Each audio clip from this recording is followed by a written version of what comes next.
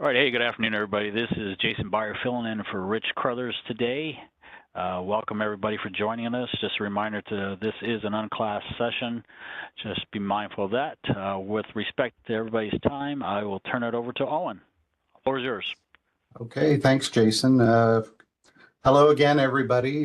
Greetings from Missoula once more. Snow's continuing to melt off, unfortunately, but hopefully it'll get better as we get closer to the Christmas season. So we're going to talk about Syria today. And you know, Syria is rapidly becoming one of those countries like Iraq, where, you know, as Americans, we hear so much about it. It's like, you know, so done with that, right? Now, fortunately, we haven't had a large troop presence there to you know, make the experience even more memorable, so to speak. But anyway, we're gonna talk about Syria today and what's happening.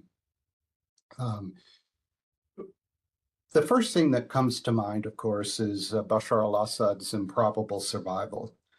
Back in 2012 and 13, when this thing was really, when the civil war in Syria was really heated, I don't think very many people gave Assad much chances of survival. His brother-in-law was killed in a massive bombing that took out a good chunk of the Syrian intelligence service. His sister had fled abroad. I mean, it just, the situation wasn't good for the royal family of Syria. The economy is a mess. That is true, certainly of today. Although, you know, it's one of those things that always strikes me. We can look at it academically from a distance, and you can't get much further from this part of the world than Montana, but you look at it and say, how the heck do people live? You know, so much of the percentage of the population is in poverty. They're starving. You know, you can list all the things that are happening in this country, but in the end, you know, life goes on, right? It's not a very pleasant life. It can be nasty, brutal, and short, but still it happens. So when we talk about the economies of countries like Syria, I always caution myself, you know, a little grain of salt here. Assad is wealthier than ever, you know, one of the bigger ironies of all this. He's crawled out from under his bunker. The Arab League has now accepted him again. They kicked him out for a long time. But now he's worked his way back into the good graces of most of them. Which isn't to say that it's all clear sailing. He still faces some big challenges. Getting the sanctions lifted, and these are mainly the Western sanctions, are going to be a big challenge for Bashar. And then, of course, rebuilding his country to the extent that he is really interested in rebuilding his country. I mean, it may sound counterintuitive to you and to you and me, but I think there's a good argument to be made that maybe Bashar is quite happy to just let a good chunk of his country just fester. So Syria today, as a snapshot, great imagery coming out of Syria. Great if you're a war photographer, that is. You know, the upside down tank, the ruins of God knows what city in the background. The regime controls probably 2/3 of Syria. Controls, you know, obviously in quotation marks, because we really don't know from night to night who really owns the streets of some major cities. 50% of the original population of Syria is under Bashar's control. So about half of what he ruled in 2011, he's ruling now. The Islamic State group is essentially defeated, which of course isn't to say that it won't rear its ugly head again. It'll rear its ugly head again almost certainly, but you know, in a different form and maybe under a different name. It's hard to estimate how many people have died in this conflict. I mean, 500,000 is, you know, just a number I think that people just sort of bat around because no one really knows. Numbers in this war are particularly hard to obtain. Anywhere up to 7 million Syrians live abroad. 7 million, that's correct. I believe they are either first or second to Venezuela, right, as a refugee generator. 7 million more are internally displaced, which means they're not living in their homes that they were living in 2011. 90% live in poverty. So, think about that and step back for a minute. This is the number to me that jumps out and just screams for an answer, right? 90%. How the heck does this country keep going with 90% living in poverty?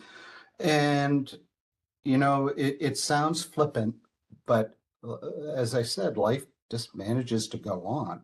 Currency has lost 90% of its 2011 value. So I think it's fair to say that it's a barter economy in some areas, or a hard currency economy. In other words, relying on euros and dollars for the rest of it. Annual inflation over 100%. Who knows, right? This is not a national economy the way we would understand it. It's a local economy. Bashar survived. But a lot of his allies prior to the Civil War did not. I mentioned his brother-in-law, who was killed in a bombing, Asaf Shaukat. He was one of the heavies in the pre-Civil War regime.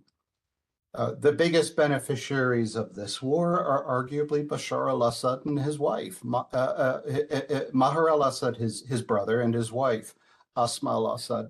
The three, right? This is the trio that essentially runs the country. They run a kleptocracy, which is just a nice fancy word for saying they're basically a bunch of thieves. And not just your run-of-the-mill thieves. I mean, these are the people who went out and dispossessed their first cousins, which, in this culture where everything is so tightly knit within the family, when you go out after the Makloufs and your Assads, you're basically eating your own at this stage. I mean, this is what Bashar has done. They dispossessed whatever was left of the Syrian merchant class.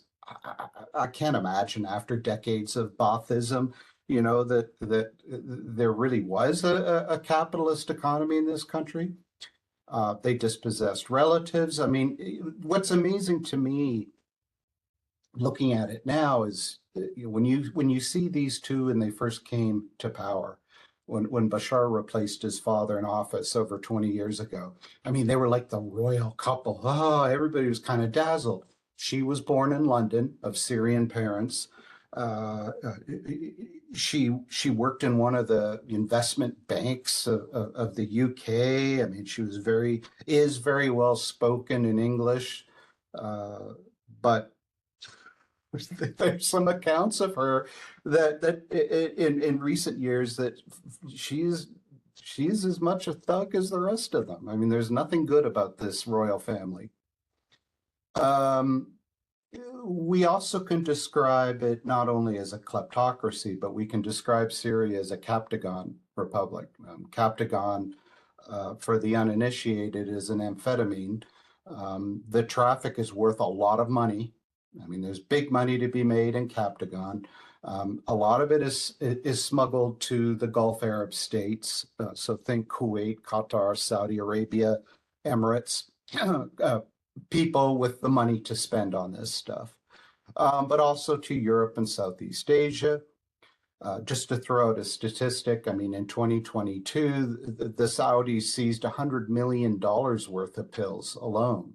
I mean, it's just ubiquitous in a lot of these countries. There are an estimated 15 Captagon factories in Syria. Syria, apparently, and I'm not a narconese, what is it? I'm not a narco, right? I'm not an expert on the international drug traffic, but Syria seems to be the ground zero of this particular amphetamine. Interestingly enough, for those journalists brave enough to start digging into this, a lot of the traffic is run by the Syrian 4th Armored Division. And the Syrian 4th Armored Division just happens to be run by Maher al-Assad, Bashar al-Assad's younger brother. He always had the reputation as the hothead in the family. And putting him in command of the 4th Armored Division, which is an elite regime protection unit based outside of Damascus, no less, kind of keeps this in the family, right? This is the regime's fence or defense line, if you will, if the army were to revolt against them. It's an old tradition. It goes back to the uncle of these guys, a guy named Rafat al-Assad, who is the father's brother, who also led elite units. Okay, so Maher, the president's brother, the 4th Armored Division, because it's an elite unit with a lot of people from the same ethnic religious group as the Assads, the Alawites. The 4th Armored has clout. It has to because of its mission. And what's interesting about the accounts is that a lot of the Captagon smugglers use 4th ID or 4th AD passes, ID cards, to get through the checkpoints. Syria is like a lot of Arab countries. There's a coup-proofing process, which means that you have multiple internal security units, all sharing the same mission, competing all the time with each other. I mean, you think we've got it bad with battling bureaucracies. I mean, this is a country where the battles in the bureaucracies often are with guns. You have multiple intelligence agencies. You have multiple Ministry of Interior units, defense units. But the 4th ID is like the one that trumps all of them. I mean, you got a 4th AD card, you can go through all the checkpoints because you know what? You're basically blessed by the brother of the president. Not surprisingly, Lebanese Hezbollah is involved as well. I say not surprising because Hezbollah, the party of God, how ironic, right? The party of God has got its fingers in multiple illegal smuggling pies all around the world. If you know where the tri-border area of South America is, so think Argentina, Paraguay, Brazil, where they meet, there's a Hezbollah smuggling racket. Another example, for years, Hezbollah operatives in North Carolina, yes, I said that, North Carolina, would smuggle cigarettes bought in North Carolina, where, of course, there's no tax on tobacco. They would take it up, they'd bus it up to Michigan and sell it on a quasi-black market for less than, they basically, they still make a profit, but they're not paying the high Michigan taxes on cigarettes. And they made a lot of money off of that racket too. And the money, is shared out, of course. I mean, Hezbollah is a clan organization. The people in Detroit and in North Carolina took their cut, but a lot of the money went to the mothership in Beirut. Same with Captagon. And you could see this as a payback for the aid that Hezbollah has given the Assad family in fighting the civil war. So what are the goals of the Captagon program, if we can call it that? I mean, obviously money. This is a family that has gotten very rich in a war that has impoverished 90% of their country. I mean, the numbers are staggering. Some people look at it a little more and say, there's more to this than that. And maybe this is conservative Arab regimes, speaking to journalists. Oh, they're out to destabilize the regime, the region. Yeah, maybe. I mean, I guess if that's like a side issue that you benefit from. But I do think this angle, influencing hostile neighbors, is a piece of the Captagon business as well. And we'll take a look at that theme a little later.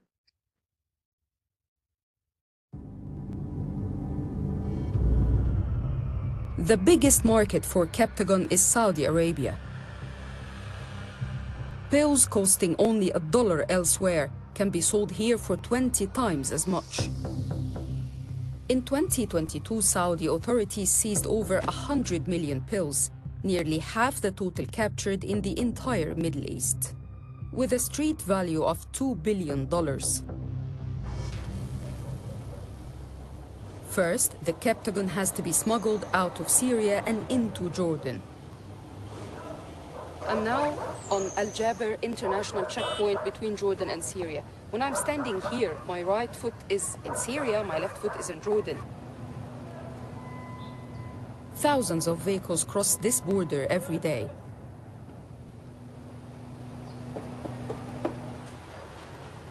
The Jordanian border officials tell me the smugglers are constantly changing their tactics.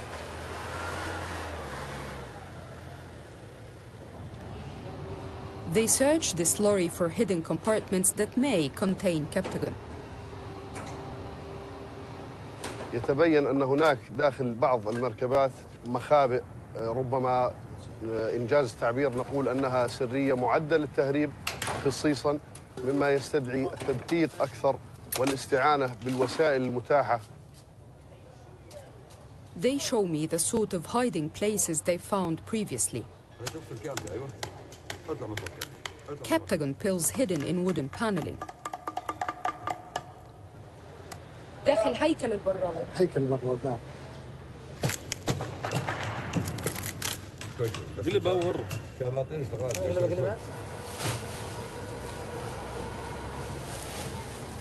One of the drivers tells me about his experience with border guards on the Syrian side. أي شيء بيمر عندهم لازم ياخذوا عليه. يندفع منه رسوم ويندفع منه تخليص ويندفع منه كوميسيون ويندفع منه تأمين. كل هذا فيه منه دفع. حدثني عليه على الجانبين، على الجانب السوري وعلى الجانب الآخر. الجانب السوري أنا بحكيك. طيب مين بياخد على الجانب السوري؟ المخلص وجماعة الجيش والأمن السياسي والرابع. بس الفرقة الرابعة أكيد. الرابعة. والجيش. والأمن السياسي. أيوه. This was the first time we'd heard mention of the Syrian army's elite 4th division. It wouldn't be the last.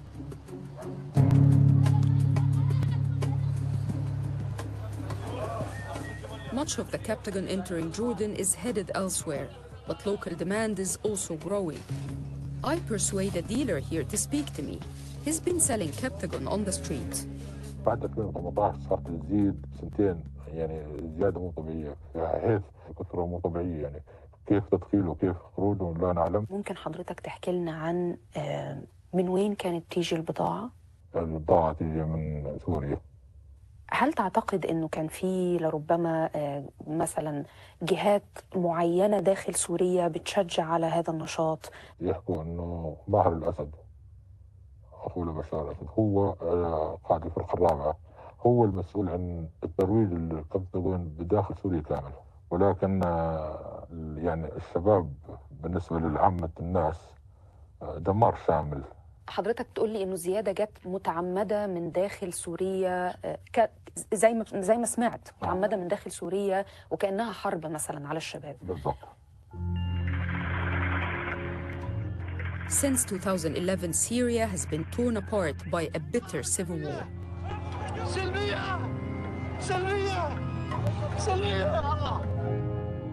Allegations of war crimes committed by the Syrian armed forces and their Russian backers have led to Western sanctions against prominent Syrians. As a result, the country's economy is now close to collapse. Desperate for money, the regime looked to the lucrative Captagon trade, or so it heard.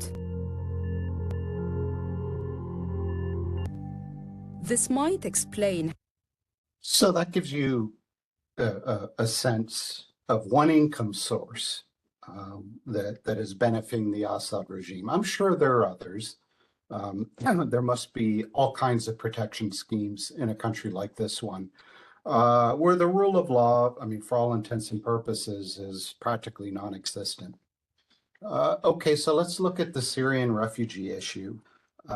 Numbers after a while, was it Joe Stalin once said, right? You know, one person's a tragedy, but a million is a statistic. You know, this is one of those things where when you think about 7 million, it's hard to imagine. I mean, that's 7 times the population of the state I live in. It's staggering in so many different ways. So 7 million refugees, of course, by definition, live outside Syria. Roughly half of those live in Turkey. Turkey alone is home to 3.5 million Syrian refugees, another million in Lebanon. And, you know, parenthetically, just as an aside, when you think about how small Lebanon is as a country and how fragile the religious dynamic is there, I mean, when you have 1 million mostly Sunni Syrian refugees going into Lebanon, this can upset a lot of apple carts. I mean, to me, it's shocking that Lebanon, well, not so shocking given how poorly the economy is, but I mean, that the Lebanese civil war that ended years ago, you know, hasn't revived. 850,000 in Germany. I mean, those are the ones that were taken in years ago. 600,000 in Jordan. That's another big refugee country. I mean, think about Jordan as the original refuge for a lot of Palestinians after 48, after 67.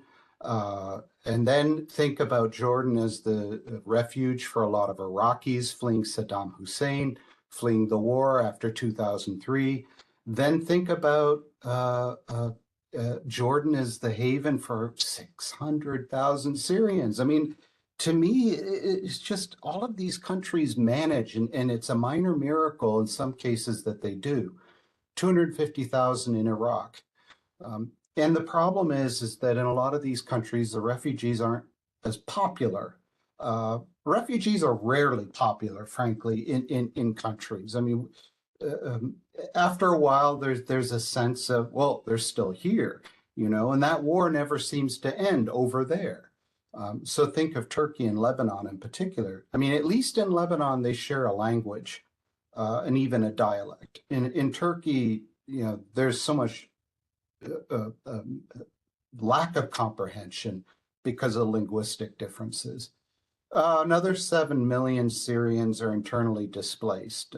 Like I said, it means that they're not living where they did when the war began.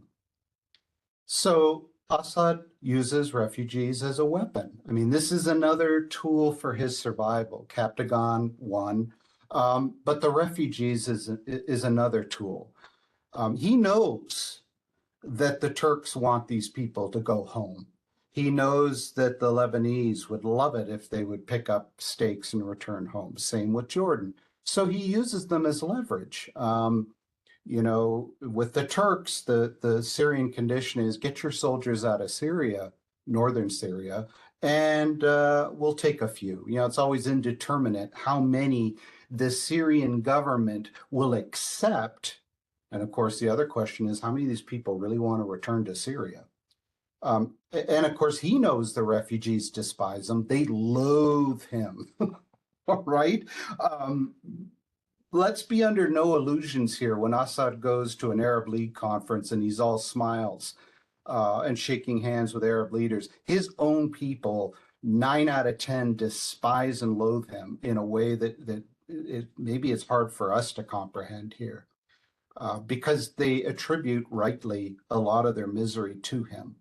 He will never let everyone return, even if hypothetically, and it's hypothetical, that those 7 million Syrian refugees all wanted to go home. I mean, if I'm sitting in Germany or Austria or even Turkey, I'm going to have a lot of hesitation about going back, even if it's my country and my people and all that stuff.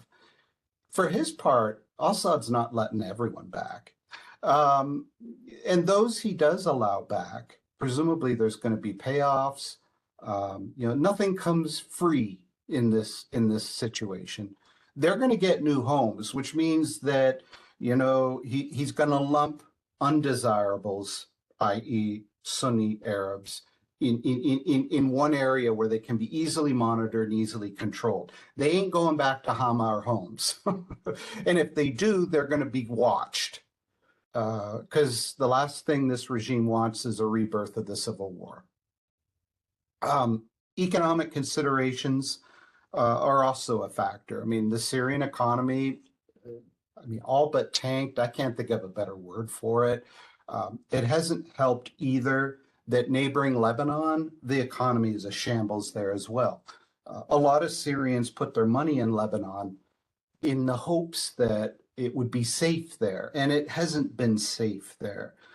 So a lot of these people are impoverished, not only because of the war, although that sounds like a pretty good reason to me, but also because their money disappeared in the Lebanese financial collapse. The country is kept alive in a lot of ways by cheap Iranian oil. Iran is Bashar al-Assad's best friend, really, even more than Russia. The Iranians either give the oil away or they sell it on credit.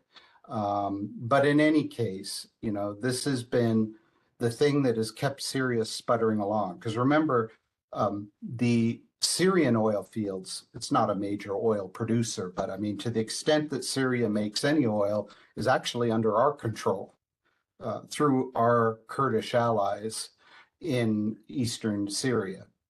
2022, Iran reduced the supplies. Now, it's a bit of a mystery, at least in the international press, as to why.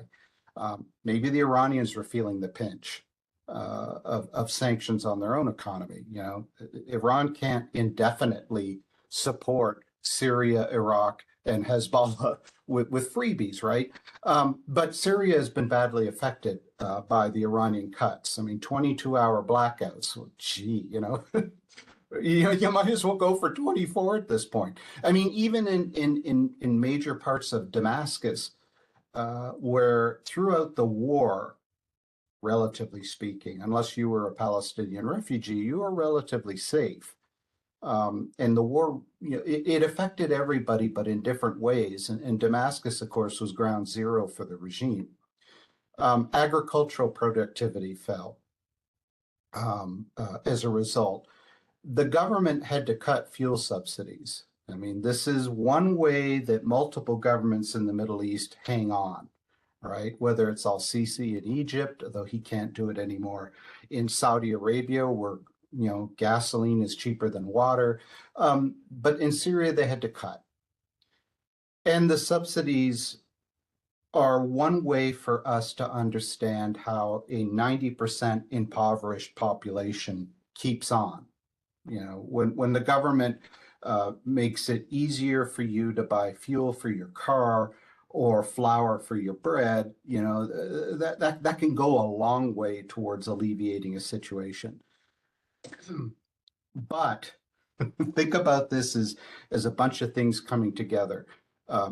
2019 to 2021, food prices in Syria rose by as much as 800% in some areas. You thought inflation was bad in this country. Try 800%. I mean, this is basic survival here. And when the regime, at the same time as the price of food went up, and this is even before the the Russian invasion of Ukraine, then the regime goes and cuts the food and fuel subsidies. You know, this is crunch time for a lot of Syrians, and there was unrest. There is unrest, I should say, in some pretty unlikely places, and one of them is Suwaida. Suwaida is mainly a Druze city in southern Syria. I'm not going to say that Suwaida was immune to the civil war. It wasn't, but it wasn't as badly affected as, for example, Aleppo. And the main reason for this is that the Druze, being a religious minority, were given a deal that was hard to refuse by the Assads. You know, they're Alawites, these are Druze, they're different sects. But, you know, basically it's the pact of the minorities in Syria. Now, I'm not saying that the Druze love Bashar, they don't. But, you know, when survival's at stake, you go for the best deal possible. And in the case of Suwaida, you know, things were relatively calm up until fairly recently. And then we've seen demonstrations there. Now, part of it is, let's be honest here, in Suwaida, the Druze can get away with things that, frankly, Syria's Sunni Muslim population can't. Because in the end, I think the regime knows. We'll let them vent some of their frustrations, but we know that when push comes to shove, they're in our corner, because the possibilities of them allying with the Arab Sunni population are next to nil. So here's, one quote from a brave, presumably Druze woman: "We won't stop. We're calling for one demand: overthrowing the regime. The economy's deteriorating, and we all know it's because of this regime." If you were in Homs or Hama or Aleppo, this would get you killed, no doubt. But because this is Suwaida, and I think the regime knows that there's a lot of frustration in this country, yeah, you'll let people vent. Those multicolored flags, by the way, are the Druze flags. It's one way of distinguishing them. Now, anti-government demonstrations in Syria's southern province of Suwaida have now entered their fourth week. The peaceful protests are a show of civil disobedience in a province largely populated by people from the Druze religious minority. The demonstrations were sparked by economic measures enacted by President Bashar al-Assad. Now protesters say they will not stop gathering on Suwaida's Al-Karama Square until they overthrow the regime. Non-stop protests, day and night. Civil disobedience like this, aimed at President Bashar al-Assad in a government-controlled province, is a rare sight. The people want to bring down the regime. People made it here to Karama Square, Dignity Square, to demand freedom. Most people who live here belong to the Druze community. Up to now, they have been relatively neutral in the war. But a recent decision by the president pushed hundreds onto the streets. Assad doubled public wages and then lifted fuel subsidies, leading to a threefold price increase. Initially, the demands had to do with living conditions. The protests soon swelled, drawing thousands of demonstrators calling for an end to the Assad regime. This regime does not even have anything it can offer people. The bills it paid to Iran and Russia in return for their military assistance destroyed the wealth of all of Syria's population. The regime stole the country's resources and didn't even leave 10% to the people to live in dignity as human beings. In 2011, the slogan now being chanted by protesters in Suwaida was heard in several cities. Assad responded to those demonstrations with brutal force, punishing dissent with disappearances, imprisonment, and torture. But despite the risks involved, thousands, including women and children, are again voicing their opposition. Look at what happened to Suwaida. This is what's pushing us to go down and demonstrate. We're not scared. What more is there to happen? Organizers are urging protesters to remain peaceful to prevent any escalation. Our focus now is to make Dignity Square a success, to have our voices reach the entire world from here. After destroying symbols of the Assad family's grip on power, protesters set up a camp at the square, signaling that they're here to stay. So you might well ask, how the hell are these people getting away with this? And are they not scared? I mean, this is a regime that rules by fear, and these are people who know better than anybody, what the regime can do to them. I think the calculation is quite simple. The Druze are a relatively small minority. They can be controlled. The Arab Sunni population is a majority. If they get out of hand, well, we saw what happened, right? From 2011 to the present. The other problem, I think, for Bashar al-Assad is there are a lot of foreign militaries in his country. Some of them are his allies, nominally. Some of them aren't. But the question is, how are you going to get them out? I mean, you really can't be master of your house, really, until you can actually assert your authority, at least in those areas that you want to assert your authority. So take a look at his allies for a minute and imagine the dilemmas. He's got Russians.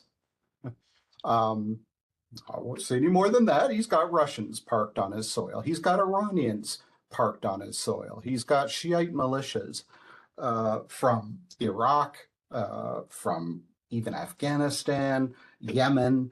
They're all there to, let's be honest, fight Iran's wars on Syrian soil. How's he going to get rid of them? What's the price to be paid for their withdrawal? Let's look at Russia first. The Russian goals for Syria, frankly, all along, I think they've been pretty consistent. One, to show that Moscow's back and they ain't going anywhere, right? I think for Putin, whatever we're looking at, he's doing in Ukraine. I mean, for him, a big problem was when NATO influenced the civil war in Libya, right? Remember what happened to Muammar Gaddafi? It's a grim video. But this was a Russian ally, a Russian client. And by the way, Gaddafi owed him a lot of money to the Russians, dating back to the Soviet times. And I think in Putin's mind, letting Libya go was, in his mind, a favor to the West that was never repaid. And of course, Libya is still a mess. But I think for him, asserting the Russian military in Syria and helping Bashar al-Assad restore his control, however many human atrocities have been committed by the government and the Russians, doesn't really matter. It's Russia showing it has clout. Military bases that Russia's had all along, like the port at Tartus, well, now they've got, I don't know what the lease is now. It's, it stands to reason, though, that for all the contributions that Russia has made, especially in air power and disciplined soldiers, that Assad owes them making money. I'm not quite sure how this is, but then again, I'm not in the business of making a business, but I'm sure the Russians are going to find a way to make money out of Syria in the end. Maybe it's going to be oil. Maybe it's going to be Captagon. I don't know. I don't know. I'm not aware of any links, but I think we all know that Putin's fortunes and that of his henchmen is not entirely out of exporting Russian energy. There is competition for limited Russian resources. The Ukraine war is the most obvious one. It's hard to support an operation in a country where basically your client has won. And the only reason you're staying there is to make sure that you get a piece of the pie at the end when the settlement comes, if it ever comes. Russia's not going to contribute much aid. I mean, seriously, think about this in another way. Since Afghanistan, this is the 80s. Is anyone really aware of a circumstance where Russian humanitarian aid has been very important in any country in the world? I mean, this is not the way Russia functions anymore. They'll contribute troops and weapons, and the weapons aren't coming for free anymore, right? And there's no CODs, it's cash up front. Putin really isn't in the aid business. So who's going to remake Syria? Keep that question in mind. Iran, their goals for Syria are a little different than Russia's. They want military bases too. They've got them. They have a lot more than Russia does because they have a lot more people in Syria. Iran has always wanted this role to play, not only in the Gulf region, not only in Afghanistan, but also in the Levant, the area that includes Lebanon, Syria, Israel, Palestinian territories, Jordan. And they've got it now. I mean, they had it in Lebanon thanks to Hezbollah, but now they've got it in Syria and they have it in Iraq. And so people talk about this Iranian pathway to the Mediterranean. And in a very real sense, they have it all the way across Iraq. Gets a little complicated with Syria because of those damn Americans parked there in the desert, right? But they can find ways around the nasty Americans. And then they get to Lebanon, preferably in the south where Hezbollah is in control, and they reach the Med. That is a long-standing Iranian goal, and they more or less have it. I don't know how long they're going to keep it, but that's another lecture. Iran has been pursuing a not so covert war against Israel since 1979, and this not so covert war has now entered a whole new phase. Thanks to events in Gaza, the Iranians are in a position of being the ideal spoiler in anything that happens in Israel-Palestinian conflicts. And by spoiler, I mean they can make Israel's security dilemmas that much worse. Iran and its presence in Syria is one of the major reasons why we have, I think we still have 2 carrier battle groups in the Med, right? They're parked there as a not so subtle message to the Iranians in particular, don't even think about it. And we've been bombing Iranian bases in Syria. Solidifying this alliance. Iran is firmly convinced that they've got a great thing going now. They have an intelligence sharing relationship with Iraq, with Syria, with Russia, with Hezbollah and Lebanon, and they want to make this into something more, right? The axis of resistance or whatever it's called now, as a way of extending Iranian influence in the Middle East. And Russia's kind of a nice, ally to have in these circumstances when, as a country, you're basically everybody's suspicious of Iran and what they're up to. These are the Iranian considerations. We've all been aware of the demonstrations in Iran in recent years. The most recent manifestation have been very brave Iranian women. The Syrian role, frankly, is not that popular in Iran. For years, the regime was just pumping it into the heads of Iranian people that, look what we're doing in Syria. We're helping our friend Assad with our big buddy Hezbollah, and trying to trump and promote this role that they're playing.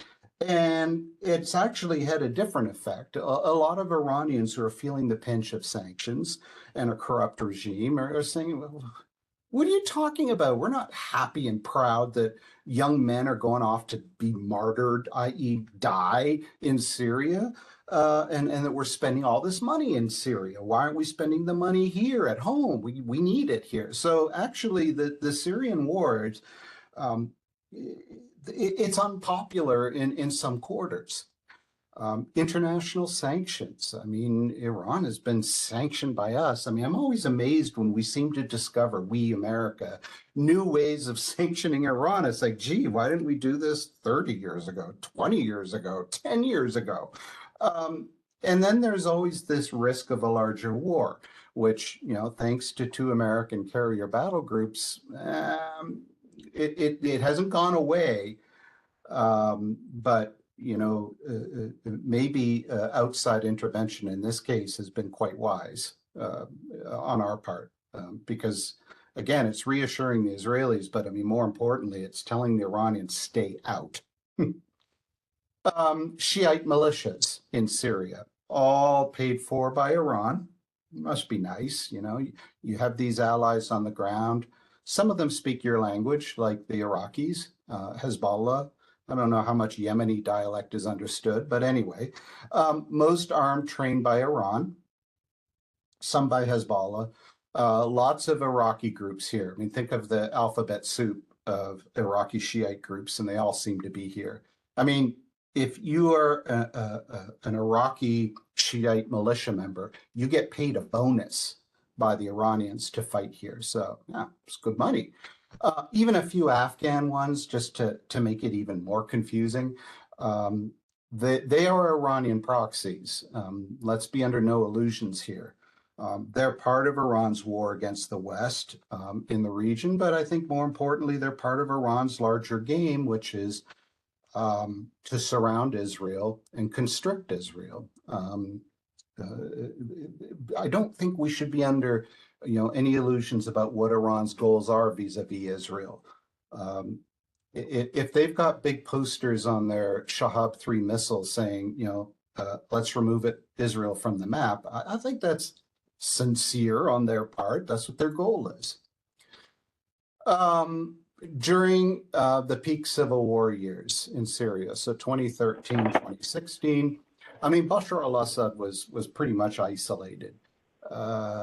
He had support. I mean, you know, even this guy had some friends, but a lot of people shunned him. And when your Arab brothers are basically holding their nose or not dealing with you at all, that can be problematic. But, you know, it was some Arab countries, namely the UAE, that began re-engaging with him. Now, trying to figure out the Emirates and their goal these days is a little harder than it would have been 5-10 years ago. I mean, there's a new dynamic at work here, and that's a topic for another lecture. But the UAE has broken the Arab ranks. They reopened their embassy in Damascus. They hosted Bashar on a state visit, which just must have been music to his ears. You know, yeah, it must look pretty good when you go to Abu Dhabi or Dubai and, you know, you get a break from Damascus. Some people say the motive all along was to reduce Syrian reliance on Iran. I don't buy this, because if the Emiratis have any sense of history, and they do, they know that this has been a goal of multiple Arab moderate powers like Egypt, Saudi Arabia, Kuwait, is been to try and wean the Syrians off the reliance on Iran. They've been doing this for decades, and it hasn't worked ever. Why is the assumption now that it's going to work when it didn't before? And maybe it's all relative, right? Well, back in those days, the Syrians relied on the Iranians for this much, but now it's way up here. At least we can lower it a bit. Maybe. Doesn't mean that the Iranians don't have a bill to present Assad at the end. Fearing an Islamist takeover in Syria? Maybe, but are we really seriously thinking nowadays that somehow what didn't occur for the last 10 years, i.e. the overthrow of the Alawite Ba'athist regime, is going to happen? I mean, it's less likely now than in recent years. Possible investment possibilities. Yeah, I guess. I mean, this is the Emirates, and the Emirates has been good in recent decades at making money. Apparently, Dubai Ports is interested in Latakia. I guess. I'm not in the shipping business, but maybe it makes sense. And again, what have the sanctions done? Which I think is a fair question.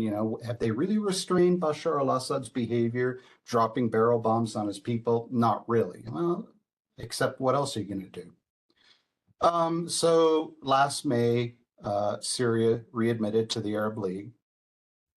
It's a talking club, okay? But it's symbolic, and symbolism is important.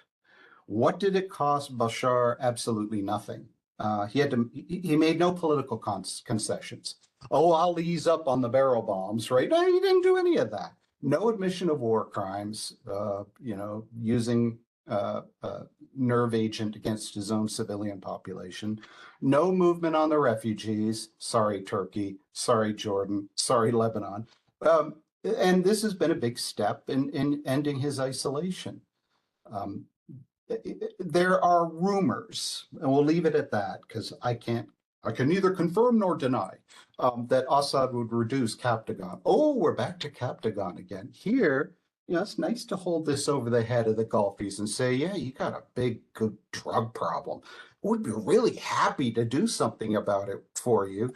But you know what? It's going to cost you something, I mean, again, nothing comes free here. In return, he would get recognition. In return, he'd get Gulf Arab money. And this is maybe where the Emiratis are sniffing out possible deals. The Syrian regime line all along has been this. You can call it the ultimate in cynicism. We cannot readmit refugees absent reconstruction aid.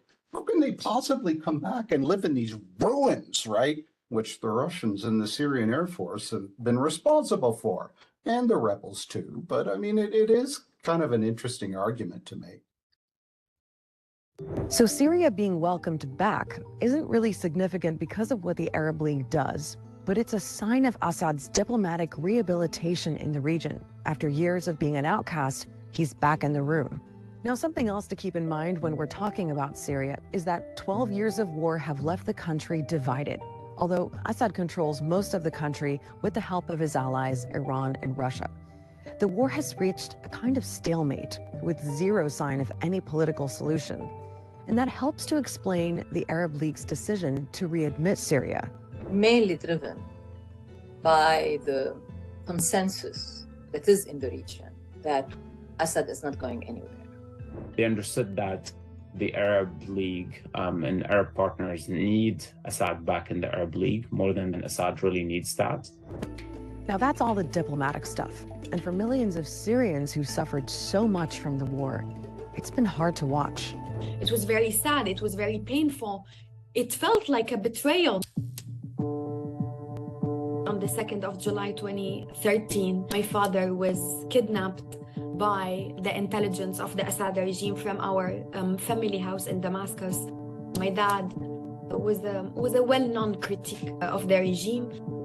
I spent the last 10 years of my life wondering if my father is still alive, and my family and I, obviously, we had to flee the country immediately after my father's disappearance. And then, another journey started off. We had to, rebuild our lives from scratch. And now you see him welcomed by everyone with the red carpets, and he has the stage to give a speech and preach us on what happened in Syria, and to flip the narrative, the truth of what has happened.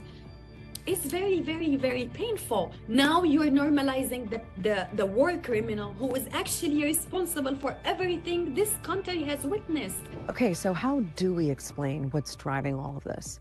Well, there are a bunch of reasons we can point to. Let's start with Saudi Arabia.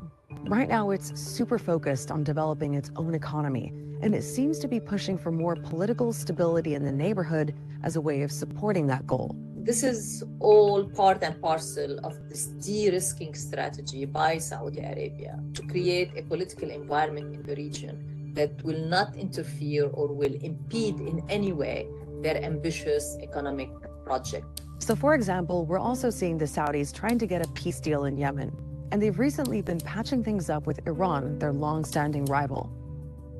There's something else to consider about where Iran fits in. Remember, it's one of Assad's main allies, and some of the Arab League countries may be calculating that getting closer to Assad could help reduce Iran's influence in Syria. Because, the Iranians have gained a major foothold during the civil war by coming to the aid and assistance of Assad and ensuring his political survival. Then there's the issue of refugees.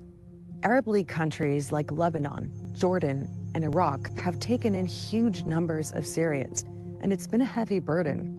They're keen to start sending some people back to Syria, and establishing closer ties with Assad may help with that too. Whether the refugees themselves feel they've got anything to go back to, or whether they feel safe about returning while Assad is still in charge, those are separate questions. There were no conditions put on the Assad regime to do the necessary economic, political, and social reforms to actually allow those refugees to come back. Syrians had to flee Syria because of the Assad regime. So as long as this person is the ruling, what is left of this country, Syrians will not return. Now, another thing Arab League countries are hoping to get Assad's cooperation on is Captagon. It's an amphetamine-type drug that's causing problems in the region. 80% of the world's supply comes from Syria. It's said to be the country's biggest export, bankrolling Assad's government and war effort, although Assad denies that. This has been the economic lifeline to the Assad regime and to the businessmen and the constituencies surrounding the Assad regime.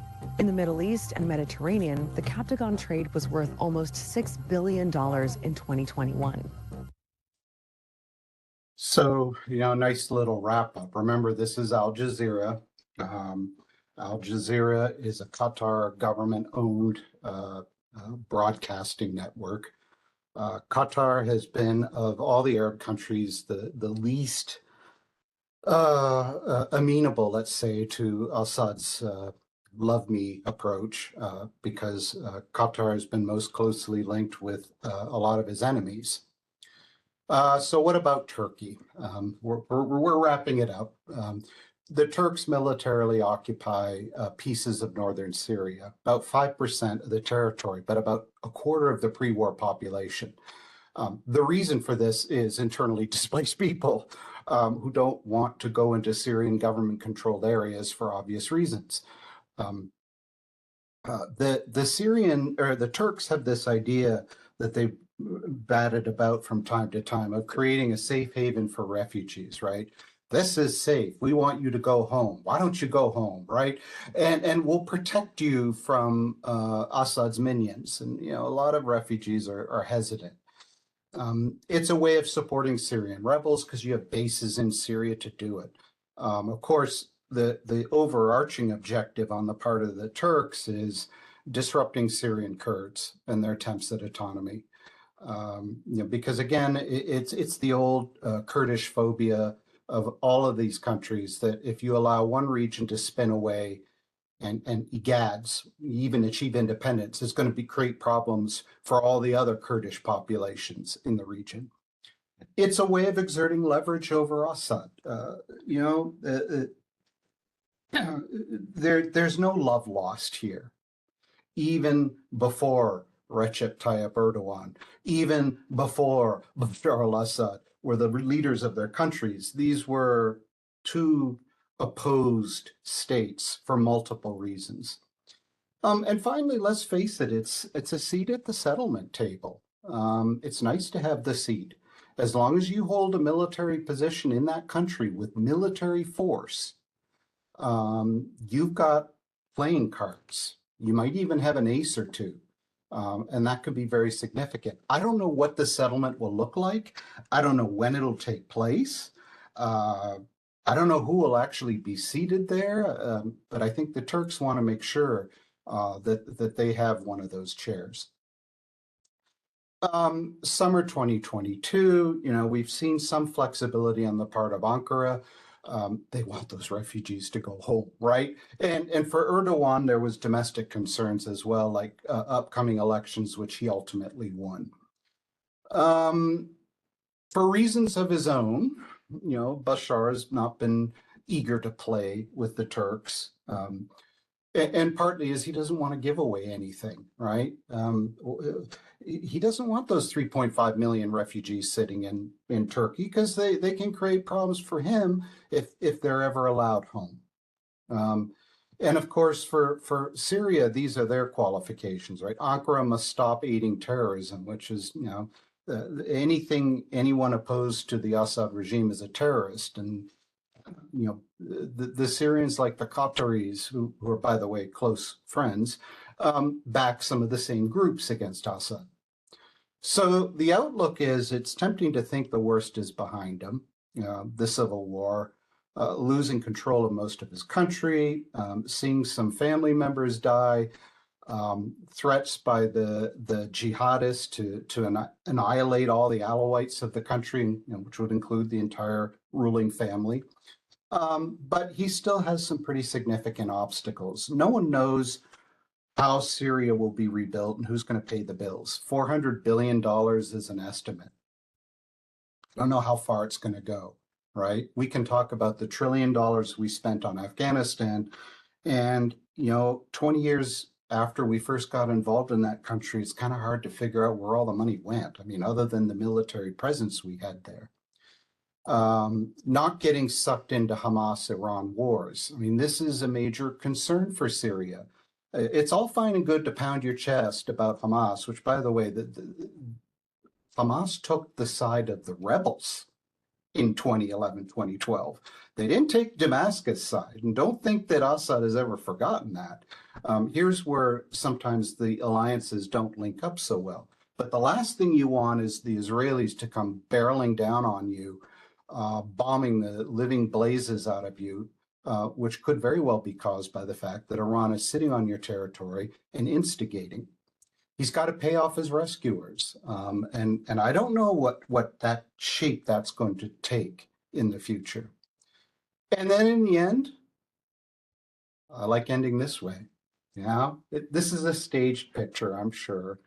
I like it, though, because it just tells you everything that lies ahead for Bashar and his minions. there are a lot of people in this country and outside of this country who, yeah, loathe this regime.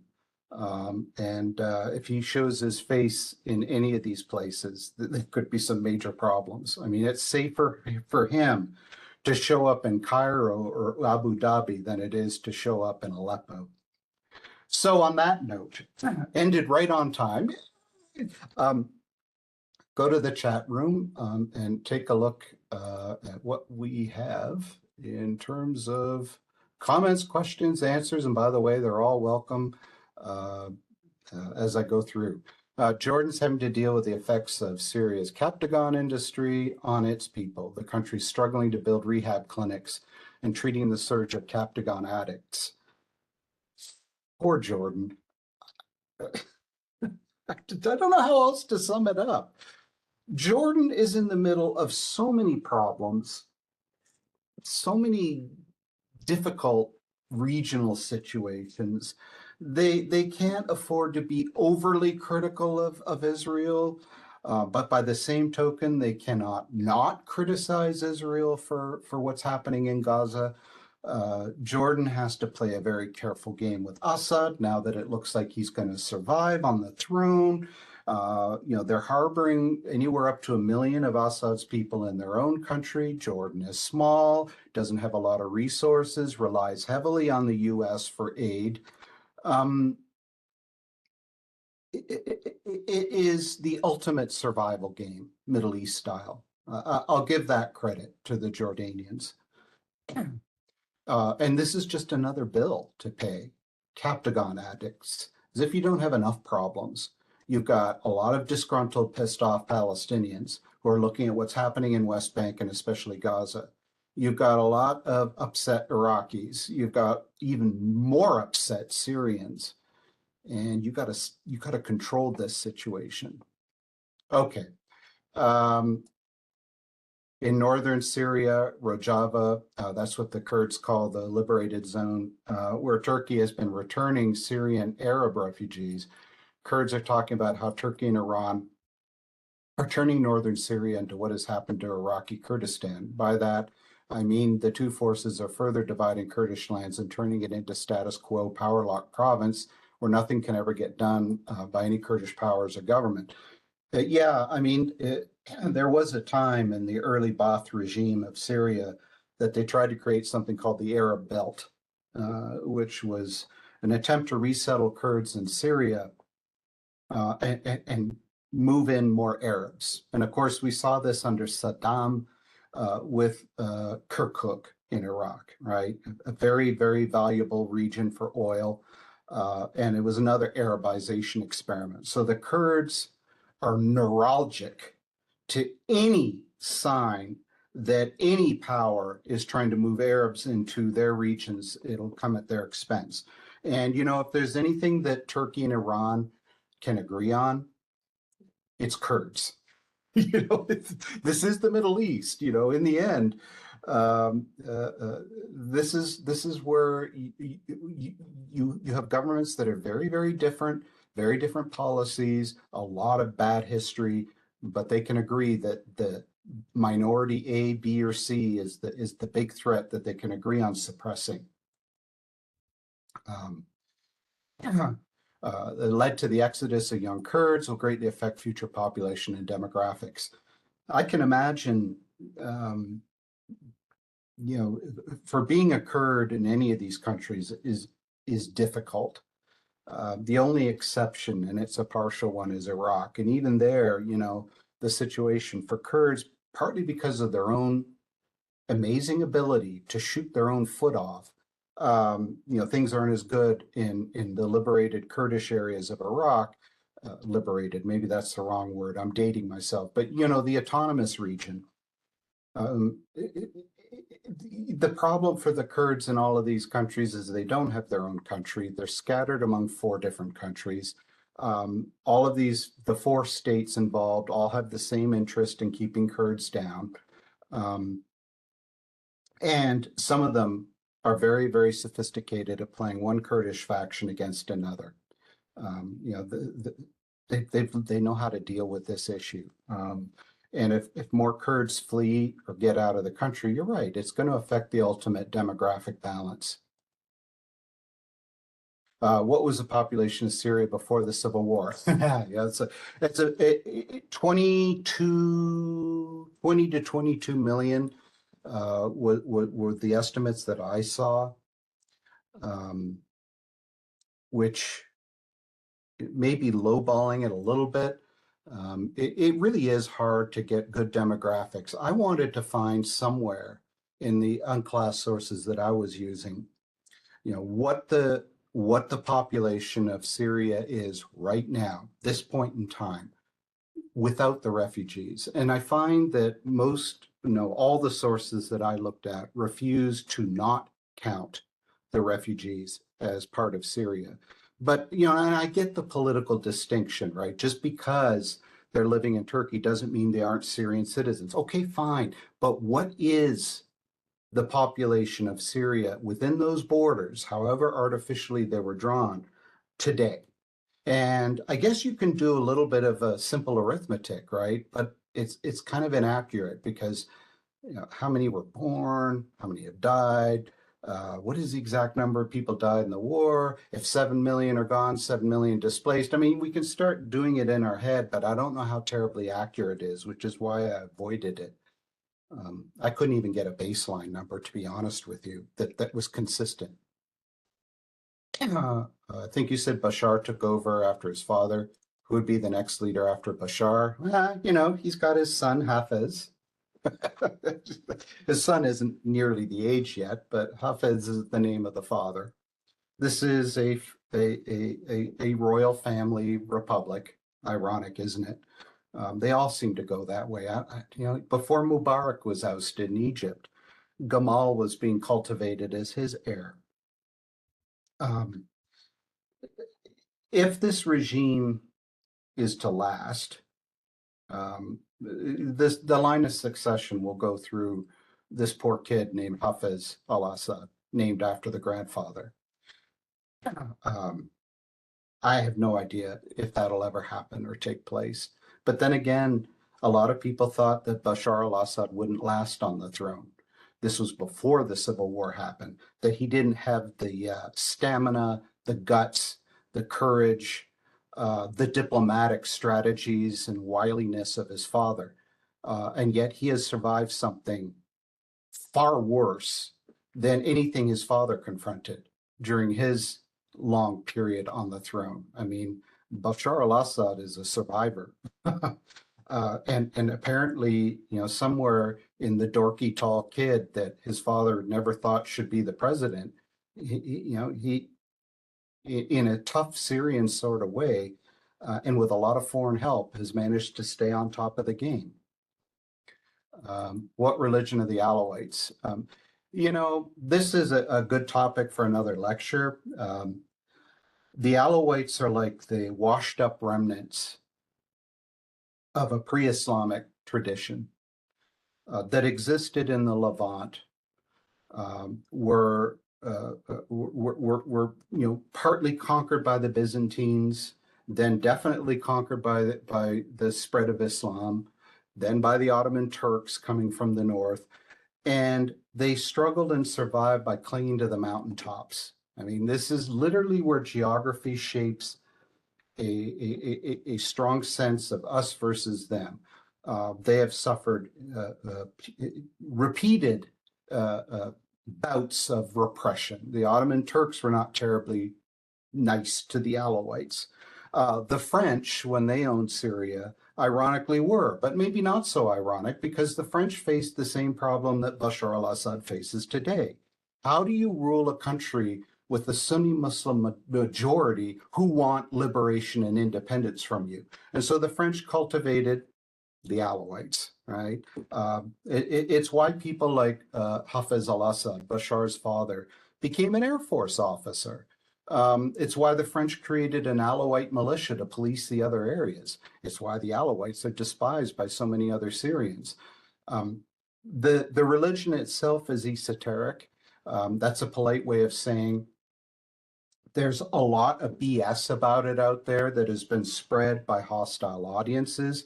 I think there's some pretty good academic work that's been done in recent years on what the true tenets of the Alawite faith are. I won't go into them now. Let's just say that if you're very cynical, like the Iranians, these guys are the ultimate in cynicism, don't get me wrong.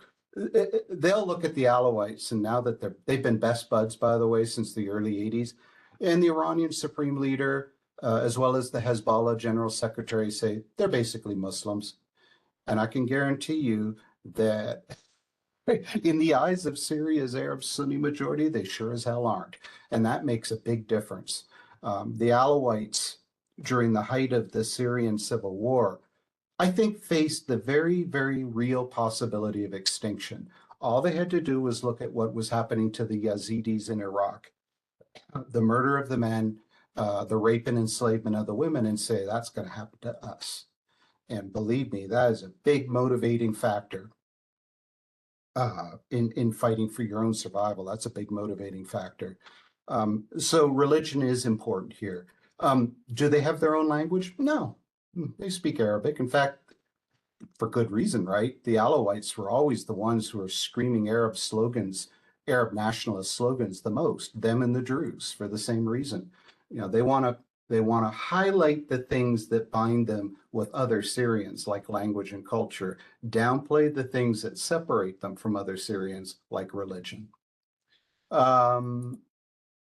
Let's see here. What do you think Syria and surrounding countries think about Israel beginning pumping seawater into the tunnels? There will be the usual, I mean, it's predictable, right? These are deplorable acts by the Zionist regime. This is testimony to the atavistic nature of the despised Zionist regime. We call on the world to emphatically reject the gross violation of human rights, blah, blah, blah. I'm not trying to sound sarcastic. Maybe that's coming across that way. But these regimes are so predictable in parroting the same lines. And these are the same regimes, in the case of Syria, that drop barrel bombs on their own civilian population and gas their own people. I mean, it's hard to take them seriously about this, which isn't to say that what's happening in Gaza isn't its own massive mess. It is, but that's a topic for another time. How's that for weaseling my way out of that one? Hafiz, his son, is about 22. Oh, no, Hafiz is a little older than I thought. So that gives him, the son of Bashar, some likelihood, right? I forget how old Bashar was when he finally became president. The story was all along, and I know I'm going a little over my time, but Basil al-Assad was the older brother. He was the hot shot. He was the chick magnet. He was the one who drove the fast cars. And as it happened, you know, he was being groomed to replace Dad when Dad died. And then the unexpected happened. Basil dies. Oh, you know, how can this happen? You know, so they got to go to the next one. And the next one, Bashar, was the computer nerd. He's the one that goes to London. He wants to be an ophthalmologist, and he's married this beautiful woman, and they intend to live in London in the very large Arabic-speaking community there, and life will be good, right? Because he really doesn't need to make any money. He's got lots of it. And then unexpectedly for Bashar al-Assad, he's suddenly ushered into the presidential palace, and he's got to learn the ropes from his dad before his dad dies, because Dad's getting old. This is in the 90s. In a succession scenario, you're right. Maher al-Assad is the other possibility. Maher is the youngest brother. I think, you know, based on nothing more than journalist rumor intelligence, Maher was always the attitude of, why didn't it fall on my shoulders, right? I'm the tough guy here, you know. I may not be as tall and dorky as him, but I could guarantee you that I could whip this place into shape. And when the Syrian civil war kicked off in 2012-13, those Maher rumors were all over the place, right? that maybe he'll take over because he's tougher. I look at it nowadays and think, tough, what the hell does that mean? I think Bashar al-Assad has showed his teeth and his bad breath in the whole 9 yards, right? I mean, he's used nerve agent on his own people. He's used barrel bombs. I mean, it's all relative when you're evil and you're killing your own people. Any other questions? Any other thoughts? I mean, think about it for a moment. Imagine if Saddam died on his throne and wasn't overthrown. And imagine if Uday or Qusay had taken over. I'm not trying to sugarcoat the invasion of Iraq. I personally thought it was a foolish mistake at the time, which means nothing, right? I mean, who the hell are you? But by the same token, I mean, geez, these regimes breed some of the most filthy offspring, don't they? So on that cheerful note, thank you very much. This ends this cycle of lectures. We resume in the new year with a whole host of new topics for you, but I'm going to pass it back over to Jason. So happy holidays, everybody, and see you in the new year. I'm actually better looking than Jason. Okay. I was able to get the trading done quicker than I thought. So, all right. As Owen said, this is the last one. We will start approximately, I believe, the 9th or 8th of January. I will be sending out the announcement and stuff like that early next week with the spring schedule. It will be broke up from January to March timeframe. This was an unclassified brief, and we did record it. So if you would like a link, just please contact me. Okay, Owen, have a happy holiday. Say it to the Oleg and them. Have a good break. Will do. You too. See you, Owen. Take care. Bye.